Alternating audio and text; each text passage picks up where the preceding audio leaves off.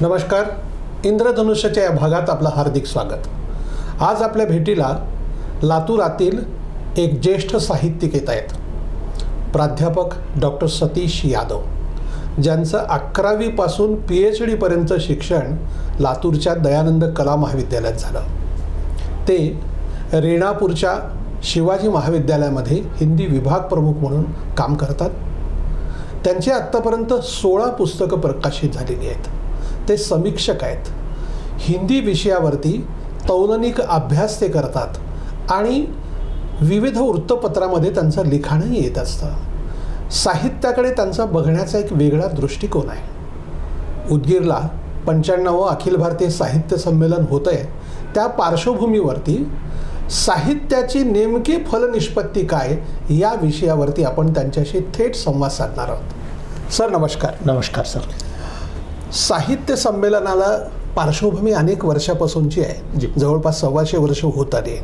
संमेलन जरी 95 असले तरी संमेलनांची पार्श्वभूमी अगोदरपासून आहे. हो. म्हणजे साहित्यातून समाज घडतो असं आपल्याला म्हटलं जातं. हो. किंवा साहित्य समाजाला दिशा देतं असं म्हटलं जातं. तुमचा या साहित्यिकांकडे आणि एकूण लिखाणाकडे बघण्याचा दृष्टिकोन काय, फलनिष्पत्ती नेमकी काय असते? हो.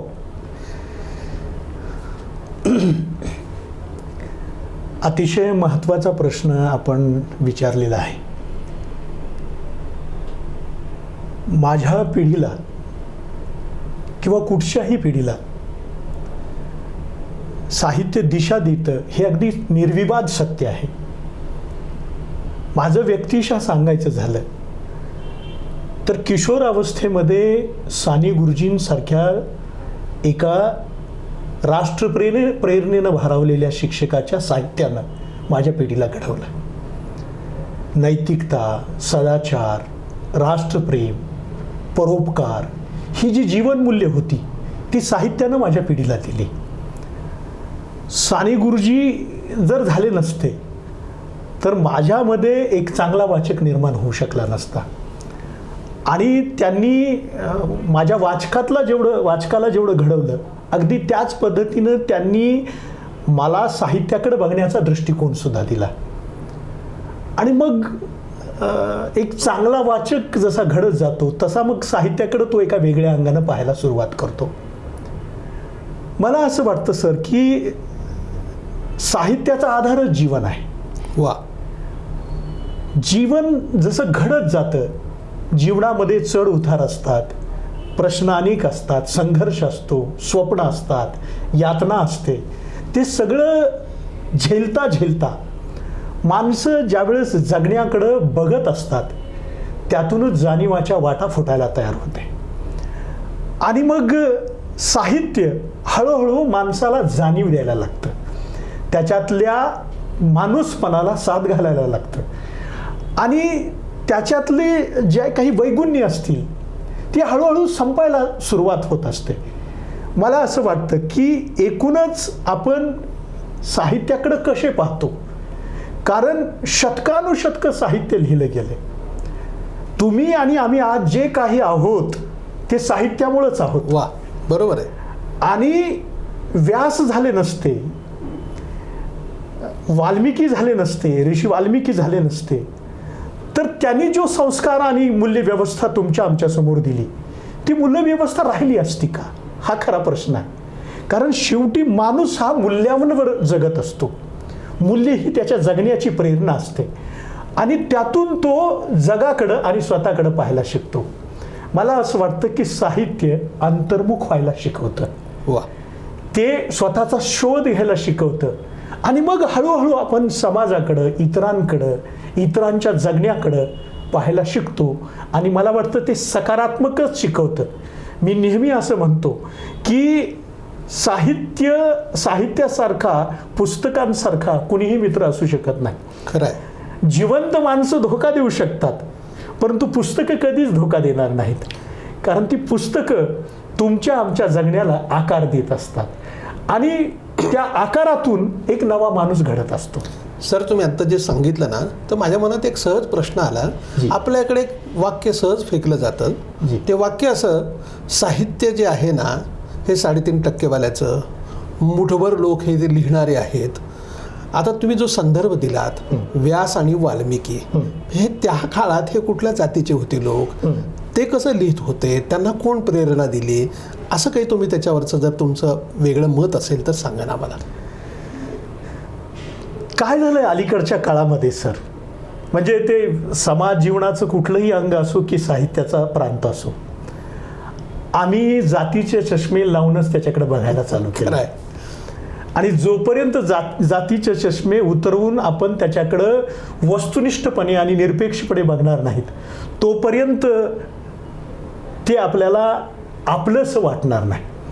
मुद्दा असा आहे की व्यास आणि वाल्मिकींचा मुद्दाम यासाठी उल्लेख केला कारण या दोन महाकाव्य रचयिता लेखकांनी, कवींनी एक मूल्यव्यवस्था त्यातून उभी केली. खरं आहे. त्यातून एक संतुलित आणि स्वस्थ समाजाची कल्पना पाहिली. म्हणजे आम्ही तुळशीदासांचं रामचरित मानस वाचत असताना हाच विचार करत असतो की राजा प्रजेचे संबंध कसे असले पाहिजेत, भावाभावाचे संबंध कसे असले पाहिजेत, मित्र मित्राचे संबंध कसे असले पाहिजेत, हे त्यांनी आम्हाला शिकवलं एका काळात. ठीक आहे, त्याच्या काही मर्यादाही असतील, त्या मर्यादांबद्दल आपण बोलूही. परंतु मुद्दा असा आहे की आपण ज्यावेळेस साहित्य जातीच्या, धर्माच्या, प्रदेशाच्या, देशाच्या सीमा ओलांडून माणसाच्या दुःखाबद्दल बोलतं, तेव्हा जात ही गोष्ट अतिशय गौण ठरते. आणि मला असं वाटतं की साहित्य हे असं एक आयुध आहे जे खऱ्या अर्थानं या सगळ्या ज्या आपण विचारधारेच्या, प्रांताच्या ज्या भिंती आपण उभ्या केलेल्या आहेत ते गाडून टाकण्याचं काम साहित्यच करू शकतं. सर, मला आता सहज आठवलं की एकतर तुम्हाला तौलनिक अभ्यास करायची आवड आहे. हो. म्हणजे बासी मर्ढेकरांनी जे लिखाण केलं, हो, त्या काळामध्ये हिंदी साहित्यिक ते कसा विचार करत होते, त्यांनी काय लिहिलं, या संबंधावरती तुम्ही विशेष अभ्यास करून त्याचं एक पुस्तक, प्रबंध पण तुम्ही सादर केलाय. हो. तर त्याच्याबद्दल आम्हाला सांगा ना. कारण काय होतं की मराठी साहित्य संमेलनाच्या वेळेला हिंदी साहित्याबद्दलची फारशी चर्चा होत नाही आणि ते लोकांपर्यंत जात नाही. जरा त्याबद्दल आम्हाला सांगा ना. सर, पहिली गोष्ट अशी आहे की अखिल भारतीय मराठी साहित्य संमेलनामध्ये एक परंपरा अशी होती की एका नावाजलेल्या हिंदी साहित्यिकाला बोलावण्याची. का कोणास ठाऊक मला माहीत नाही की अलीकडच्या काही वर्षात ती परंपरा खंडित झालेली आहे. खरं म्हणजे सगळ्या भाषेच्या त्या साहित्यिकांना आपण बोलावलेलं पाहिजे ज्या साहित्यिकानं साहित्याच्या प्रांताला समृद्ध केलेला आहे. बरोबर, पहिला मुद्दा. दुसरा मुद्दा असा आहे की मर्ढेकरांनी जे साहित्य लिहिलं, म्हणजे मर्ढेकरांची कविता असेल, मर्ढेकरांच्या कादंबऱ्या असेल, मर्ढेकरांची समीक्षा असेल, मला अतिशय स्पर्शून जातात कवी मर्ढेकर. कारण कवी मर्ढेकर हे माणसाच्या अस्वस्थतेला हात घालतात. बरोबर. कवी मर्ढेकर हे युद्धोत्तर माणसाची जी मानसिकता आहे, त्याचं जे जगण्याचं एकाकीपण आहे, त्याच्या जगण्याला आलेली जी क्षुद्रता आहे, त्या जगण्यातला जो अंतर्गत संघर्ष आहे, तो टिपण्याचं काम मर्ढेकर करतात.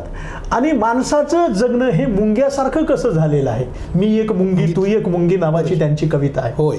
माणसाच्या जगण्याला आलेली ही क्षुद्रता आणि त्यातून आलेलं असहाय्यपण, विशेषतः दुसऱ्या महायुद्धानंतर मर्ढेकर 40 नंतर मराठी साहित्याच्या प्रांतामध्ये पाऊल ठेवतात. बरोबर. आणि दुसऱ्या महायुद्धानंतर माणसाच्या जगण्याची जी हतबलता आहे, माणसाच्या जगण्यातलं जे एकाकीपण आहे, म्हणजे आणि माणसाच्या जगण्यातलं, माणसाच्या जीवनातले जे विस्थापन आहे, त्यांची पाणी नावाची कादंबरी आपण वाचावी किंवा मर्ढेकरांच्या कविता वाचत असताना आपल्याला सतत जाणवत असतं की हा कवी केवळ आणि केवळ माणसाला केंद्रबिंदू ठेवून त्याच्या जगण्याला ही असहाय्यता का लाभते आहे. माणसाचं जगणं म्हणजे हिंदीचे आमचे एक श्रेष्ठ कवी असं म्हणाले होते की हे जग सुंदर आहे, हे पक्षी सुंदर आहेत, हे आकाश सुंदर आहे, पण ह्या सर्वाहून सुंदर काय असेल तर तो माणूस आहे. अरे वा. हा, तर माणसाचं जगणं सुंदर झालं पाहिजे यासाठी साहित्यिक लिहित असतात आणि जे आहे ते आपल्याला बदलता येईल का, बरोबर, जे नाही त्याला आपल्याला आणता येईल का, आणि माणसाच्या जगण्याला अधिक आपल्याला सुसह्य कसं करता येईल त्याला सुंदर कसं करता येईल. म्हणजे पु ल असं म्हणाले होते की जाताना मी हे जग सुंदर करून जाईल. याचा अर्थच असा असतो की जगण्यामधलं जे कुरूप आहे, असुंदर आहे, जे विषण्णतेनं ग्रासलेलं आहे, ते आपल्याला बदलवून त्याला एक सुंदर रूपामध्ये कसं आणता येईल हा प्रयत्न करतायत मर्ढेकर आणि त्यांचे समकालीन कवी आज्ञे. अच्छा. आज्ञेचे कविता संग्रह जर तुम्ही वाचले सर, मी आग्रह करेन की आपण वाचावेत. इंद्रधनु रौंदे हुये ये. अच्छा. म्हणजे काय, आपल्या कार्यक्रमाचं नाव इंद्रधनुष्य दृश्य आहे. होय. इंद्रधनु रौंदे हुये ये किंवा मरुस्थल में किंवा सदा निरा हे त्यांचे कविता संग्रह अतिशय गाजले. आज्ञे ही खरं म्हणजे माणूस गर्दीमध्ये एकटा का दिसतोय. वा. म्हणजे बासी मर्ढेकरांची तेच सूत्र आहे. तेच सूत्र आहे. माणसाची असह्यता कशामुळे आलेली आहे. आणि मग माणसाला आपल्याला शक्तिशाली बनवायचं असेल तर त्याला मानसिक दृष्ट्या सुदृढ बनवावं लागेल. त्याच्यातली जी क्षमता आहेत, सामर्थ्य आहेत.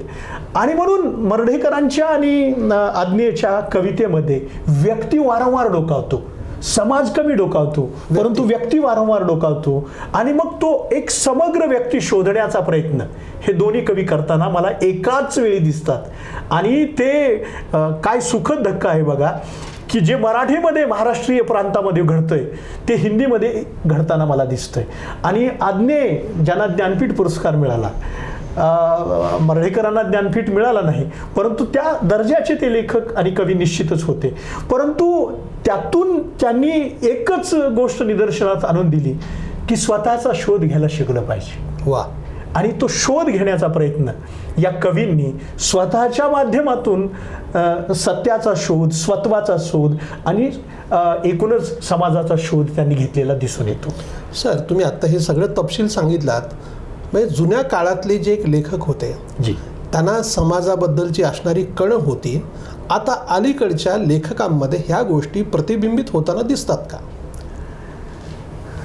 अतिशय खोचक प्रश्न आहे हा. खरं म्हणजे काय झालं सर, आपलं भालचंद्र नेमाडे एका मुलाखतीमध्ये असं म्हणाले होते की हल्लीच्या लेखकाचा लेखकराव झालाय. वा. हल्लीच्या लेखकाचा लेखकराव झालाय. त्याचं कारण असं आहे की लेखकांना खरं म्हणजे जीवन समजून घेत असताना त्या जीवनाचे जे वेगवेगळे पदर आहेत, जे पैलू आहेत, त्या पैलूंचा नीटनेटकेपणानं अभ्यास करणं, अध्ययन करणं गरजेचं असतं. आपल्याला एक प्रदीर्घ परंपरा आहे, श्रेष्ठ दर्जाच्या साहित्याची एक प्रदीर्घ परंपरा आहे. त्या परंपरेमध्ये अलीकडील काळाच्या लेखकांमध्ये आपल्याला हा निश्चितपणे अभाव दिसतो. त्याचं कारण आहे. त्याचं कारण असं आहे की सर, स्वातंत्र्याच्या 75 वर्षाचे मला 2 टप्पे करावेला वाटतात. अच्छा. पहिला टप्पा आहे तो 77चा, म्हणजे आणीबाणीचा. बरोबर. आणि दुसरा टप्पा आहे 92चा, जिथून जागतिकीकरणाचं धोरण लागू झालं. बरोबर. ह्या 75 वर्षाचे मी मधले 2 टप्पे करतो. आणीबाणी नंतरचं साहित्य आणि जागतिकीकरणाचं नंतरचं साहित्य. जागतिकीकरणानंतरच्या साहित्यानं सर जीवनाचे सगळे संदर्भच बदललेले आहेत. म्हणजे साहित्याच्या केंद्रस्थानी आता श्रमिक मनुष्य, तो बौद्धिक श्रम करणारा असेल की शारीरिक श्रम करणारा असेल, श्रमिक माणसाच्या वेदना येताना आपल्याला दिसतात. त्याचं कारण असं आहे की जागतिकीकरणानंतर जी आपण धोरणं स्वीकारली, त्या धोरणानं माणसाला पुरतं नागवलंय, त्या धोरणानं माणसाला पुरतं एकाकी केलंय. आणि त्या धोरणानं माणसाच्या जगण्याला पैसा हेच मूल्य असं एक परिमाण दिलं. आणि त्या परिमाणानं मग काय झालं, कवी आणि लेखकांमध्ये जबाबदारीचं भान उरलं नाही. आता अलीकडच्या काळामध्ये प्रसिद्धीचा सोस खूप वाढलेला दिसतोय. प्रलोभनं अनेक आहेत. मी अनेकदा ऐकतो की सत्ता काय काय प्रलोभनं देत असते. त्याची अनेक उदाहरणं लातूर शहरामध्येही मी पाहतो. बरोबर. आणि त्यातून आपण कसे ठामपणे उभे राहिलात त्याचीही उदाहरणं आमच्या समोर आहेत. परंतु सत्ता ही नेहमी प्रलोभनं देत असते. प्रकाशक आणि वाचक या दोन्हींच्या मध्ये लेखक उभा असतो. आणि तो उभा जो लेखक असतो त्याची एक भूमिका असायला पाहिजे. अलीकडं पायाखालची भूमी नसल्यामुळं भूमिका चोरलेली नाही. आणि याला काही सन्मान्य अपवाद आहेत. बरोबर. म्हणजे आम्ही ज्यावेळेस मराठी साहित्याचा विचार करतो की राष्ट्रीय पातळीवर विजय तेंडुलकरांची नाटकं, राष्ट्रीय पातळीवर खांडेकरांच्या कादंबऱ्या आणि राष्ट्रीय पातळीवर नेमाड्यांच्या कादंबऱ्या हे जितकं महत्त्वाचं सत्यशोधनाचं काम करतात, तितकंच दलित साहित्य असेल, स्त्रीवादी साहित्य असेल, आदिवासी साहित्य असेल, एकूणच साहित्यातले जे नवे प्रवाह आहेत, या नव्या प्रवाहाने नव्या जगाचा शोध घेण्याचा प्रयत्न केलेला आहे आणि शोषणाच्या विरोधात हत्यार उभं करण्याचं काम केलंय. परंतु अलीकडच्या लेखकामध्ये मला असं वाटतं सर की कुठंतरी जाणीवांचा अभाव कमी पडताना दिसतोय. कारण 50 वर्षापूर्वी मी पाहिलेलं गाव, 50 वर्षी मी खेड्यातून आलोय. बरोबर बरोबर. मला माझं गाव सोडून आता 25 वर्ष झाली. मी आता त्याच भाबडीपणानं माझ्या गावाकडे बघणार आहे का? चालणार. 25 वर्षापूर्वीचं जे माझं गाव होतं होय, ते गाव मी आता कसं पाहणार आहे त्या गावाकडं? कारण माझ्या त्या गावाचे आजचे प्रश्न वेगळे आहेत, खरं आहे. 25 वर्षापूर्वीचे प्रश्न वेगळे आहेत. मला असं वाटतं की आपण कुठंतरी गावापासून आणि संवेदनेपासून तुटत चाललोय आणि त्या तुटलेपणातून मग कुठंतरी अशा प्रकारची एक नवी लेखकांची जमात येते आहे जी ज्याच्यामध्ये या गोष्टींचा अभाव आपल्याला दिसतो. साहित्य संमेलन आता जे होतंय उदगीरचं, या साहित्य संमेलनाकडे तुम्ही जे आता हे सगळे मुद्दे सांगितले त्या पार्श्वभूमीवर लोकांनी म्हणजे आपल्या परिसरातल्या सगळ्या लोकांनी कसं बघायला पाहिजे? त्याला उत्सव म्हणून बघायला पाहिजे, काही वेगळं काही मिळणार म्हणून पाहायला पाहिजे, संमेलनासाठी त्यांनी का जावं? अतिशय महत्त्वाचा प्रश्न यासाठी वाटतो मला सर की मराठवाड्यामध्ये हे साहित्य संमेलन होते आणि लातूर जिल्ह्यामध्ये हे साहित्य संमेलन हे समाजाकडे बघण्याचा एक दृष्टिकोन देत असतं, एक विचार देत असतं. मला अनेकदा लोक म्हणतात की माध्यमं वाढली, मीडिया वाढला, टी व्हीचं प्रस्थ वाढलं, मग वाचकांची संख्या कमी झाली का? सर मी पुराव्यानिशी सांगूशी इच्छितो की गेल्या वर्षीच्या साहित्य संमेलनामध्ये 2 कोटी रुपयाची पुस्तकं विकली गेली. होय, हा उच्चांक आहे. बरोबर. म्हणजे साहित्याकडे पाहण्याचा आणि साहित्य संस्कृतीचा व्यवहार समजून घेण्याचा प्रयत्न करणारा खूप मोठा वर्ग आपल्या समाजात आहे. उदगीरला होणाऱ्या साहित्य संमेलनाकडे मी खूप एका वेगळ्या आशावादी दृष्टिकोनातून पाहतो. मला असं वाटतं की उदगीर हा सीमा भाग आहे. सीमा भागाचे प्रश्न, मराठवाड्याचे प्रश्न आणि एकूणच ज्या लेखकांना आपण पुस्तकात वाचलेलं असतं त्यांना प्रत्यक्ष बघता येतं, त्यांना प्रत्यक्ष ऐकता येतं आणि त्या लेखकांच्या प्रतिभेचा मिडास टच थोडा जरी एका नव्या पिढीला जर झाला तर नवे केशवसूत तयार होऊ शकतील. बरोबर. नवे खांडेकर तयार होऊ शकतील, नवे नेमाडे तयार होऊ शकतील. आणि तिसरी आणि महत्त्वाची बाब सर, मला वाटतं साहित्य संमेलन हा उत्सव नसतो, तो विचाराचा जागर असतो. तो जागर घडला पाहिजे आणि समाजातल्या सगळ्या घटकांच्या साठी तो जागर घडला पाहिजे. मला खूप आनंदाची बाब या निमित्तानं सांगायला वाटते की बालसाहित्यिकांसाठी सुद्धा एक स्वतंत्र व्यासपीठ त्यांनी उभा केलेला आहे. होय, बालसाहित्यिक असतील, महिला असतील, वेगवेगळे समाज समूह असतील, परिघाबाहेरचे समाज समूह असतील, यांच्यासाठी काही व्यासपीठ त्यांनी निर्माण केलंय. याच्यामुळं मधून एक विचारमंथन घडेल. आणि प्रेमचंद असं म्हणाले होते सर 1936ला प्रगतिशील लेखक संघाचं अधिवेशन लखनौला झालं होतं. अच्छा. आणि लखनौच्या त्या अधिवेशनामध्ये प्रेमचंद असं म्हणाले होते, प्रेमचंद म्हणजे वैश्विक पातळीवरचा लेखक. होय. प्रेमचंद असं म्हणाले होते की साहित्य राजनीति के आगे चलने वाली मशाल है. अरे वा. म्हणजे इथल्या राजकारणाला, इथल्या समाजकारणाला, इथल्या अर्थकारणाला, इथल्या संस्कृतीला, इथल्या जीवनमूल्यांना नव्या दिशा देण्याचं काम हे शेवटी साहित्यच करणार आहे.